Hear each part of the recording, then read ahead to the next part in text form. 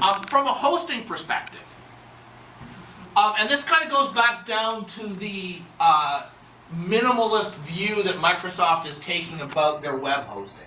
First of all, you can still use IIS. However, you have the ability to self-host in pretty much any process that you would like. And that is enabled through something called OWIN, the Open Web Interface for .NET. This is probably a fancy name for a simple concept. Okay? Web servers have basic functionality. The Open Web Interface for .NET is a collection of interfaces that they expect most web servers to have. And, again, in the minimalist approach, you can combine whichever ones you want, ignore whichever ones you don't, to create whatever kind of a web stack you might possibly want. Part of the reason for coming up with OWIN are those two things. Right? One of the things that IIS has lacked is sophisticated plugins for certain kinds of functionality. Okay? You can get HTML modules, you can get HTTP handlers, you can get certain things, but for more sophisticated stuff, you have to kind of go with what Microsoft provides. Microsoft doesn't want that, believe it or not. And so this interface is intended to allow you to take care of, or to address that. Now, OWIN itself, basically, it's a layered protocol, which reminds me of TCP/IP. Yes, you like that, did you? Thank you. So what we've got here is just, so the next couple of slides, I'm talking about the different layers and old versus new. So at the operating system, old, the only thing you could do was Windows. New, I can do Windows, Linux, or OS X, right? On top of Windows, I had a runtime loader, and IIS, that runtime loader was actually the Web Engine 4.dll. I'm sure everybody's quite familiar with, okay. Okay. In the new version, in v.Next, it's called KRE, the K runtime environment. You're going to see KRE a lot. You're going to see K a lot. K is the project that is the implementation of OWIN is Project Katana. K for Katana, right? So you've got a whole bunch of tools that kind of fit into this particular model. But this K runtime engine is the runtime loader. The runtime itself, old is .NET CLR, new is .NET CLR and the Core CLR. The platform libraries, okay, base class library and the framework class libraries. Here, you've got the base class libraries and framework class libraries that are on your machine, or you can go off to NuGet and grab the version of .NET that you want.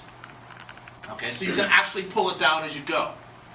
Now, into OWIN itself, right? Starting again from the bottom, my application host used to be system.web. It's now the K runtime environment. My web server used to be purely IIS. Now it can be IIS. You can actually host it using HTTP sys. You can host it using Kestrel. Okay, so you can host it on a large number of environments because Kestrel is an open source environment for being able to host up web servers. Right? My application framework. I used to go and get things from my base class libraries, my framework class libraries. I used to go to the GAC. Now I get stuff from NuGet. There is no longer a dependency on the GAC. Now, if you're using the full .NET CLR, you can still grab things from the GAC. There's benefit to the GAC, there's policy, it's not like the GAC was only ever used for sharing components. It wasn't. Right? It allows you to do versioning, allows you to handle upgrade paths, allows you to do all kinds of nice stuff. If you deploy your application using the full .NET frameworks, you still have access to that. However, the core CLR has zero dependency on the GAC. So if you actually are trying to do this portable, don't expect the GAC to be implemented in Linux or OS X anytime in the near future. Okay, that's a good thing, by the way. Okay? My libraries, again, I can have them as loose files. I can get them from the GAC. I could get them from NuGet, and what NuGet would do, it would do it on the build and bring them in. Now I get everything through NuGet. The running of my application. MS Build or Code, that should be Code DOM, I can't spell. Code Com is much worse. So what you ran into before is that there were slight differences between the compilation, the build process, whether it was running an MS Build or was running Code DOM. Just enough to be annoying in certain edge cases. So it was possible you could actually have something run on your machine locally and not run if you pushed it out onto MS Build. Okay, at which point you kill your, whoever my build master is, and I yell at them for not installing Visual Studio on the build server, because the fact that you need to install Visual Studio on the build server is the kind of thing I'm talking about. Completely gone. The fact that you're using Roslyn, the fact that you're using the K runtime environment, basically solves that particular problem. Okay, it's exactly the same whether you're doing it in the build, whether you're doing it as part of the web server, having your page compiled because you made a change, having it sitting on top of Visual Studio. It's exactly the same. It's using Roslyn to actually perform the compilation, loads the stuff up into memory, off I go. Sir? Sorry, this is sort of off topic, but we keep talking about how Roslyn's going to compile in memory and everything. Now, you're also talking that we can basically modify the files in any text editor we want. Yes. So is Roslyn going to be baked into Windows 10, or is it still going to require the Visual Studio? It's baked into the KRE. Okay. It doesn't require Visual Studio, it's baked into the KRE. All right, and the KRE would be included? Yeah, it's included in, if you're deploying, it's included in your deployment. Okay. Right? So you can deploy it along with whatever you're deploying on your website. So if I want to push that out to Linux,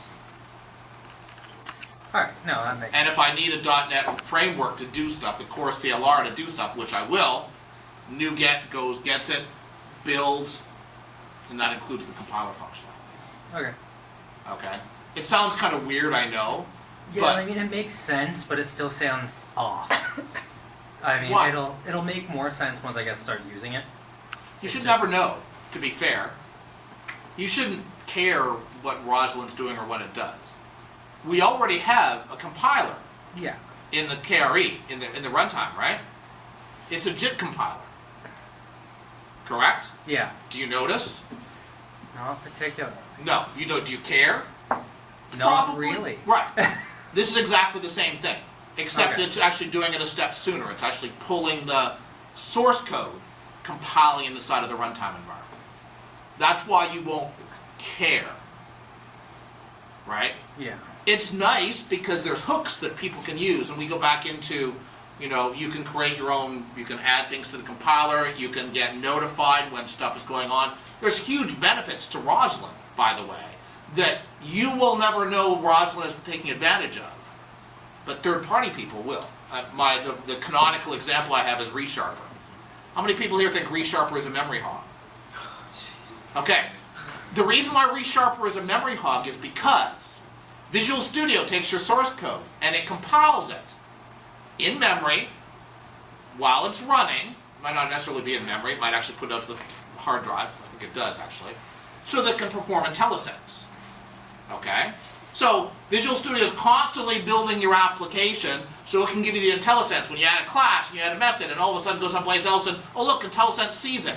You didn't compile. It's happening behind the scenes. ReSharper is doing exactly the same thing.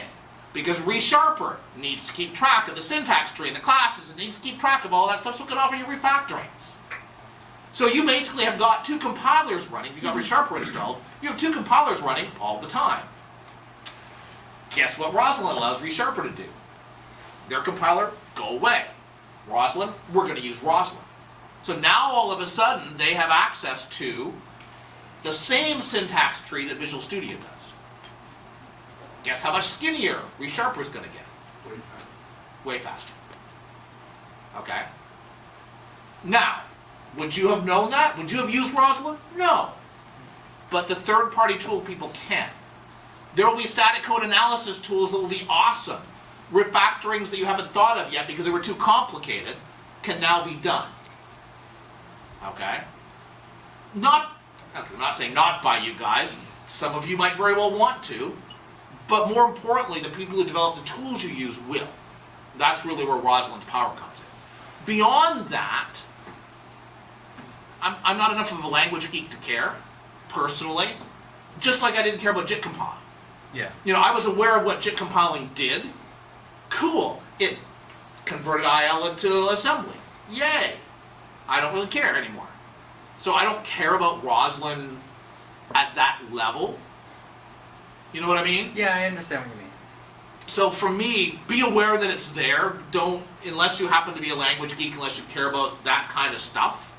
You know, but if you start to go out and take a look, there's all kinds of analysis tools and extensions that are being developed that you can just simply go to Git, grab, pull in, and off you go. Okay. I'm thinking about having a language called Bruce Sharp. What do you think? I can do that now. Yay! So that's kind of where the application stuff sits in. That's really what OWIN is more than anything else.